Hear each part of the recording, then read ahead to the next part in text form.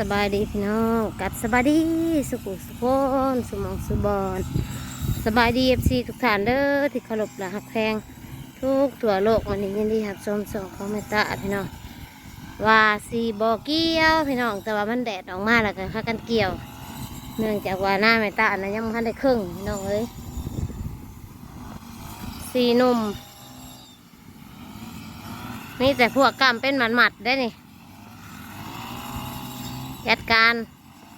สี่เครื่อง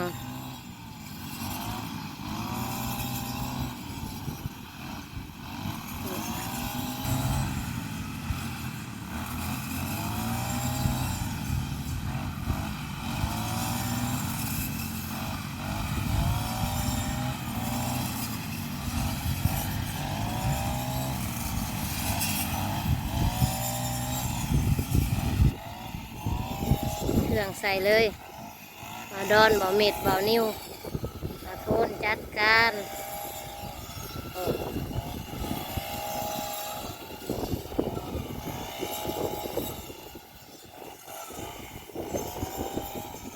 มาแล้วกับขอนไปแล้วมาเลย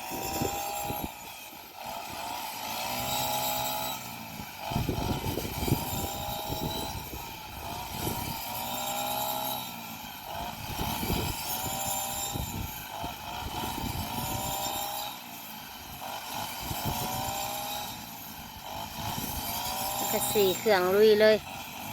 จ้านะเกี่ยวหายเดียวยังมาแล้วดอกหายมันลบหาตัดหญ้าเอาหายชุบเพิ่นเนี่ยหญ้าในคันเทนา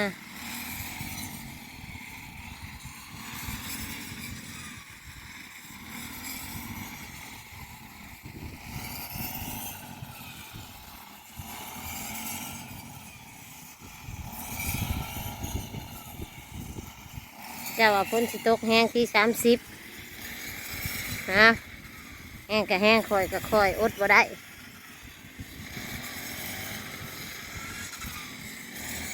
รอบ่ได้แหละมันสิลงบ่แหละมันสิง่อยบ่แหละมันสิตัดบ่ได้เลยพี่น้องเอ้ยเป็นอะไร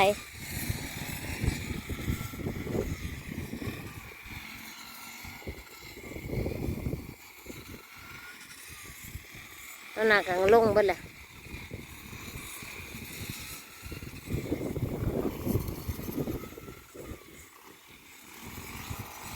ลุยเป็นลุยสี่เครื่องออกจวด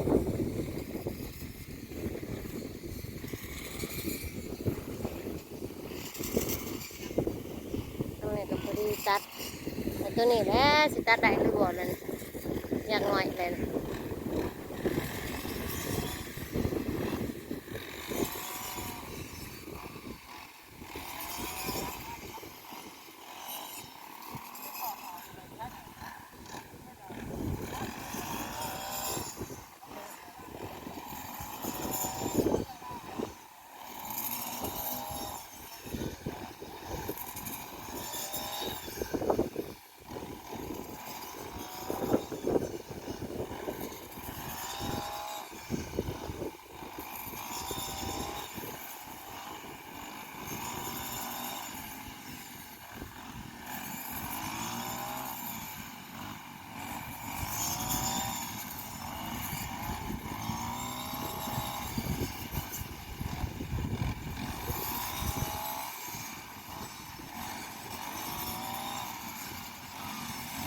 เครื่องลุยเลย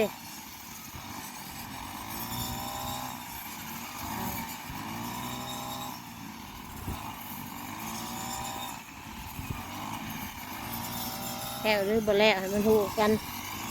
มานี่มาแล้วเอามาฮื้อผู้ใดบ้านแล้วอื่นนั่นผ่าเขาก็บ่ได้เกี่ยว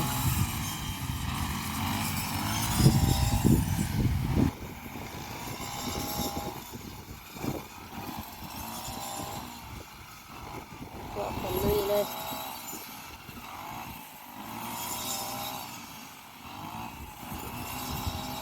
อันใดให้นะก็มีน้ำยังพันได้อันนั้นน้ำหางคล้ายโยกคนมาค่ะ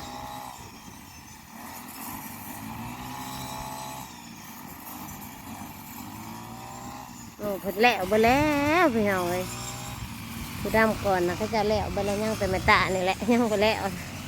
แถวนี่นะก็จะแล้วกันไปเลยตาผัดดำน้ำหลังเนี่ย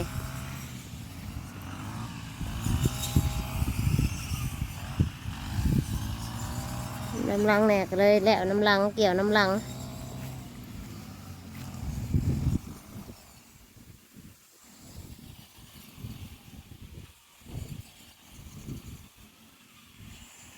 จะได้ตัดมาได้ก็เกี่ยว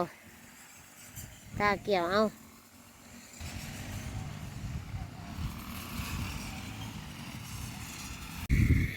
คอนแล้วได้พี่น้องมาหอดพี่แล้วพี่ยัง1 2 3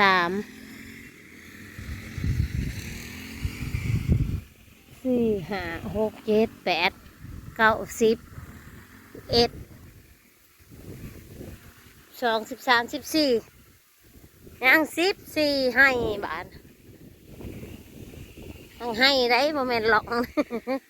นี่แต่ให้เด้อนี่ผู้สุดผู้เราแต่ให้ตัวหนักก็2ให้บ่กันเลย2ให้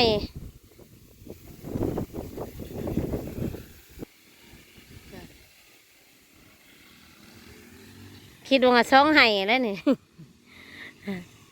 2ให้ใหญ่ยัง14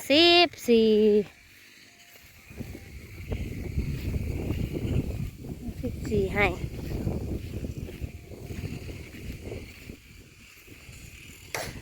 จักสุกจักดิบเอาเบิดเลยทงลุมบดจงเธอ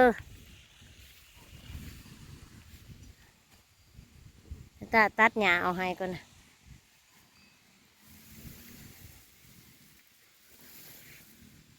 ตัดหญ้าเอาให้ช่วยเพิ่นบัดตัดเขาเพิ่นสิได้สบาย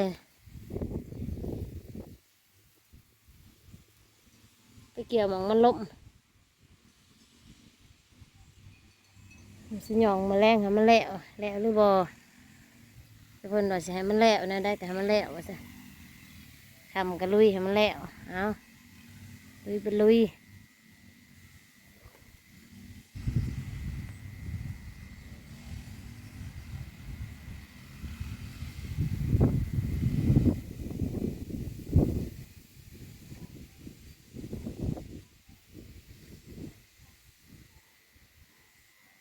เอาอีกจาก2ให้คืนกี่ข้าวเที่ยงว่าซะนี่หัก11 โมงเลยนี่ก็ได้ว่าตาต้มไก่ถ่าย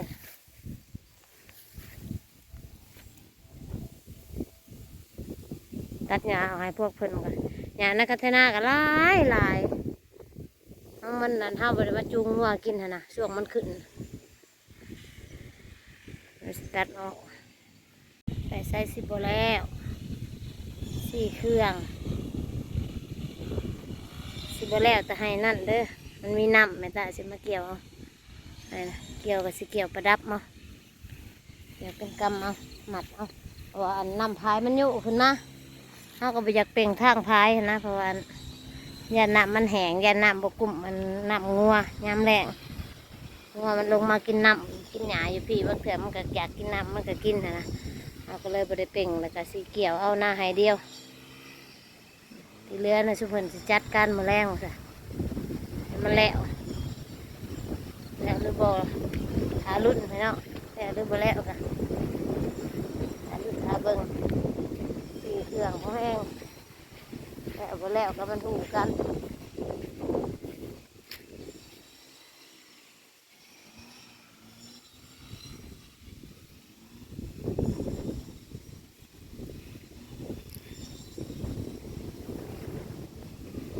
มือใหม่ มือใหม่เพียงบ่จักขอแต่มันขาด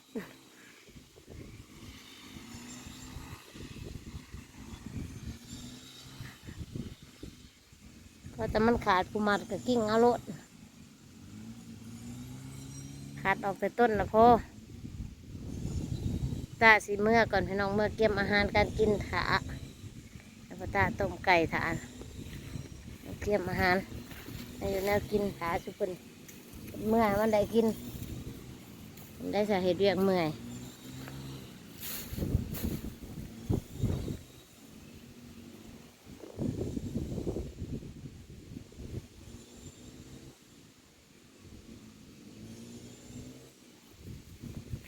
เน่งมันลงมะเน่งก็แล้วแต่มันเลย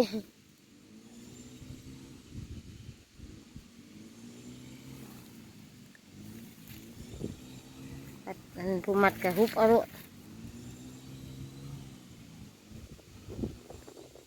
เป็นหน่อยสิมาตอนแรกมันแล้วหรือว่าแล้วแหละ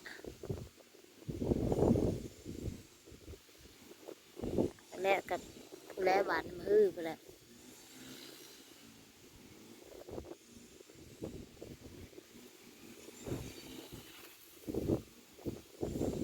สิบกว่าให้แล้วเอาไปแล้วกัน1 2 3 4 5 6 7 8 9 10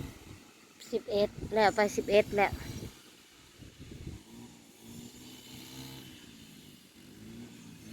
นี่แต่หายใหญ่ทำนี้ได้พี่น้องจ้ะ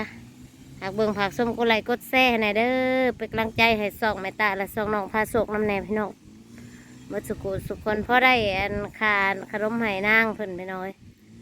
หากเบิ่งผักส้มหน่อยเด้อพี่น้องเป็นกำลังใจให้ส่องแม่ตาแน่พอดีมีแรงสู่ต่อไปพี่น้องเอ้ยบุกบืนต่อไปอะไรเฮาก็ได้แล้วทงนี้ก็สิขึ้นทงเทิงดอกทงเทิงก็ย่างบ่ได้ครึ่งพี่น้อยลุยเป็นลุยทีมงานเฮาก็ดิได้ลูกหลานได้มาซอย